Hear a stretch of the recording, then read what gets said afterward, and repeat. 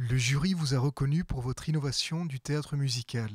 Comment concevez-vous le théâtre musical et pourquoi lui avoir dédié une grande partie de votre œuvre? Pour moi, c'est naturel, ça vient de la musique en fait. C'est un prolongement de la musique. Ça veut dire l'action, les lumières, la vidéo, les acteurs, les musiciens sont pas vraiment du théâtre, parce qu'on ne peut pas appeler ça du théâtre, mais c'est vraiment la, la, la musique elle-même qui est sur scène et qui devient action, qui devient théâtre d'une certaine façon. Ce n'est pas le théâtre à situation comme qu'on avait dans le temps avec des personnages, c'est un théâtre un peu plus musical, ça veut dire un peu plus mental, ça se passe dans la tête en fait.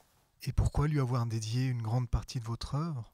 Oh, parce que c'était naturel pour moi, j'étais toujours entouré d'acteurs, metteurs en scène, actrices, de décorateurs de théâtre, et j'adorais le théâtre toujours. Et même quand j'étais enfant, je trouvais des situations théâtrales dans la musique, même la musique classique de Mozart ou de Beethoven. Voilà. Donc j'ai essayé de porter ça comme un opéra d'aujourd'hui en fait. Vous jouez avec différents éléments comme la parole, l'espace scénique et les lumières. Vous les intégrez à votre musique. Comment obtenez-vous cela? Ben, c'est ce que je disais, c'est des prolongements en fait. C'est-à-dire comment, c'est comme différentes voix dans une composition musicale, c'est-à-dire que vous avez euh, des contrepoints entre la musique, entre la vidéo, entre les lumières, entre les corps des acteurs qui sont là. Et pour moi, tout ça fait un tissu musical autant à voir qu'à entendre en fait. Votre travail se distingue parce qu'il inclut dans son processus de composition les interprètes, qu'ils soient musiciens, chanteurs, acteurs, danseurs, danseuses.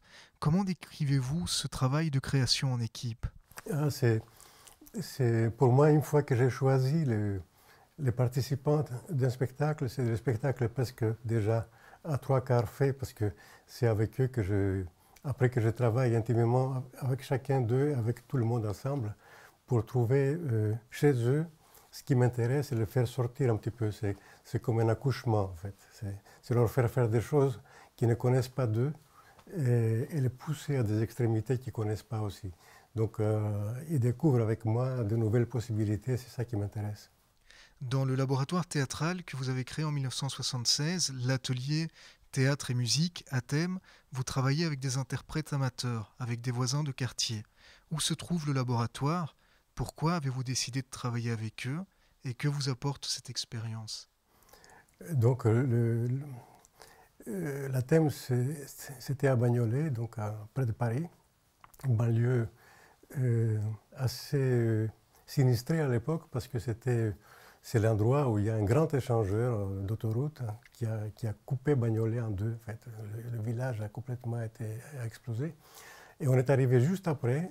Et pourquoi on est arrivé là? C'était parce que je voulais à l'époque travailler avec des gens directement, sans intermédiaire, sans journaliste, sans personne, juste qu'on soit là avec les gens comme voisins, et puis qu'on voit comment ils aperçoivent, comment ils voient ce qu'on fait, comment ils entendent ce qu'on joue, et puis commencer à avoir des liens avec eux, des liens plus que des liens d'un public dans les festivals, par exemple.